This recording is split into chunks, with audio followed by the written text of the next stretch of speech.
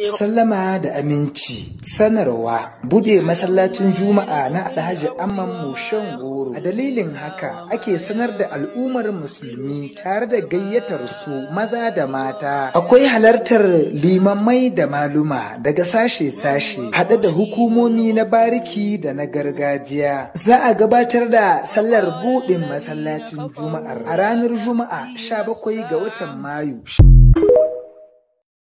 Sallama da aminci. Sanarwa bude masallacin Juma'a na Alhaji Amman Mushen Goro. A dalilin haka ake sanar da al'ummar musulmi tare da gayyatar su maza da mata. Akwai halartar limamai da maluma daga sashe-sashe haɗe da hukumomi na bariki da na gargajiya. Za a gabatar da sallar buɗin masallacin Juma'ar a ranar Juma'a 17 ga watan Mayu shekara 2024 wanda ya daidai 9 ga watan Zulqa'ida. Hijira daga Makka zuwa Madina shekara 1445. Shi wannan masallacin Juma'a na Alhaji Amman Mushen Goro yana can ne saman babbar hayya ta Koyat yammacin gari gaban makarantar Wami. Allah ya bada ikon halarta.